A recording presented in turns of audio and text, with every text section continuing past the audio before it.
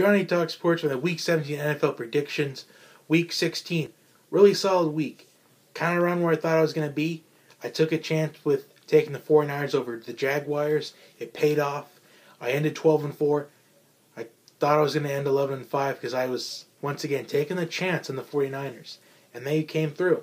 So 12-4, really great week. Let's try to finish it off with a great Week 17.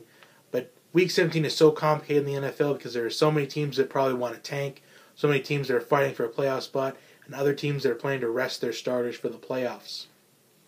So I can't see too many teams resting their starters. I mean, Sean McVay came out and said that he plans on resting some of the starters against the 49ers. And I also could see the Eagles resting their starters against the Cowboys, at least maybe for the second half of the game. I could also see Jacksonville maybe resting their starters. So, before we get to the picks, let me just address this one thing real quick. We're in Week 17, and after Week 17, so many coaches, they end up parting ways with their franchise. They're getting fired on this day that NFL fans call Black Friday. And it's the day where Adam Schefter's Twitter notifications go off, where his phone goes off, where I believe last year he was actually live tweeting during his appearance on SportsCenter once. It was last year before that. But either way, some coaches I think are getting fired. I mean, Jay Glazer came out with a report on Sunday that he could see at least 13 to 14 coaching changes amongst teams as early as next week. And when I first read 13 to 14 in that tweet, it made me think. Now this is almost half the league we're talking about. But now that I realized I could see where the 13 to 14 came from, so I think we're in at least, I could see maybe not 13 to 14, but I could see at the very least maybe 10 or 11 coaching changes. So let's go over the coaches I think have sealed their fate. I think that, let's start off with Marvin Lewis and Ben McAdoo. Ben McAdoo's been fired earlier this season, and Marvin Lewis said he is intending to retire, but he still wants to do something for the franchise afterwards. And Bruce Arenas, I read a tweet somewhere. If I could find it, I would have read it out. If I would have found it, I would have read it. But I saw that tweet that Bruce Arenas is planning to part ways with the team, but I believe that there was a report earlier in the season that he would retire at the end of the year for health reasons, kind of like what Gary Kubiak did last year with the Broncos.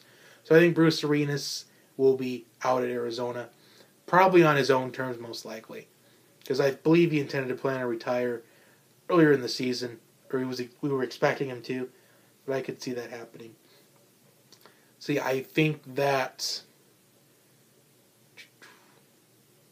Hugh Jackson definitely sealed his fate for Cleveland. If Cleveland keeps Hugh Jackson, I'm kind of surprised. But although the GM, kind of John Dorsey, came out and said Hugh Jackson would return, but I think that could change. I also see John Fox being out in Chicago, Dirk Cutter being out at Tampa Bay. I think Jack Del Rio will be out with Oakland. I think that Jim Caldwell will be out for Detroit. I think Chuck Pagano will be out for Indianapolis. I could possibly see Adam Gase being out at Miami. See, we're at 10 now. I could see Todd Bowles being out at New York, but Todd Bowles would be one that I'm questioned about. Also, I'm questioned about Jay Gruden for the Washington Redskins. I could see him being out. I could see Mike McCarthy being out. I think the surprise firing of the year would probably be Bill O'Brien for the Texans. That would be the 13 to 14 he was referring to. And I think someone that might be in the hot seat next year, if the Ravens can't make the playoffs this year or next year, could be John Harbaugh. But I believe there's only a 5% chance that John Harbaugh will get fired if the Ravens were to lose on Sunday, because he was already concerned about fans not showing up to the game, because they would have plans for New Year's Eve. But those are the 13 to 14 that I really think that what Jay Glazer thought could have been the 14 coaching changes.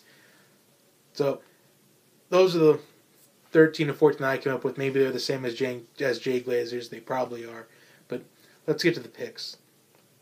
Now, let's start off toward the beginning. I know I wrote out all these picks. I'm not going to necessarily go in order. I'm going to start with the ones that don't matter. Houston and Indianapolis. The Browns are going to root for the Colts because if the Colts win, then the Texans would have the third worst record, and the Browns would also get the number 1 pick and the number 3 pick. So John Dorsey is probably pulling for Indianapolis in this one. So I'm taking Indianapolis. Let's see. Washington and New York Giants. I'm taking the Redskins. Chiefs, Broncos. I'm taking the Chiefs. Packers, Lions. I'm going with the Lions. I should really mark these down. Ones I've picked already.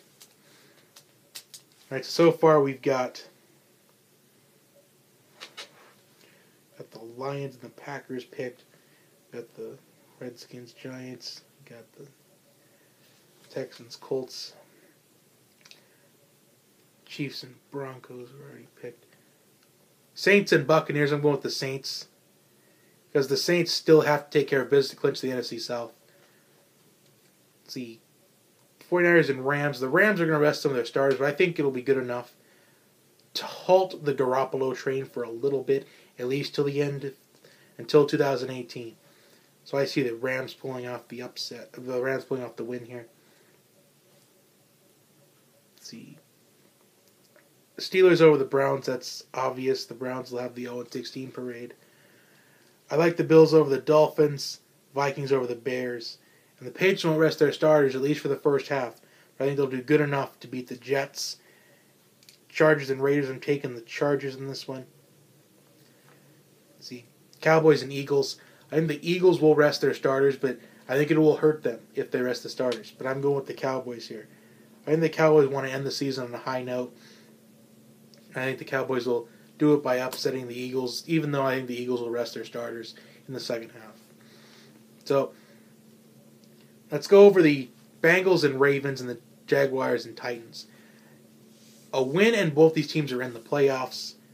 That would knock out the Chargers, which I have the Chargers over the Raiders. I'm not sure if I mentioned that already, but I apologize if I didn't. Now we know. And the Bills over the Dolphins, that's what I got as well.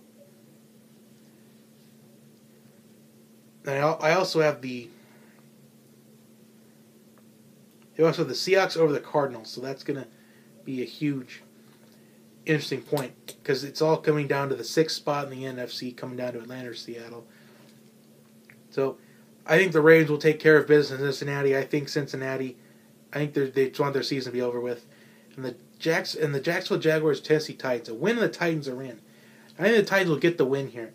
And 2 reasons why I think that is because we proved that Jacksonville's not the same team, in my opinion, on the road than they are at home. And plus, I think the Jaguars will also be one of the teams that rest their starters.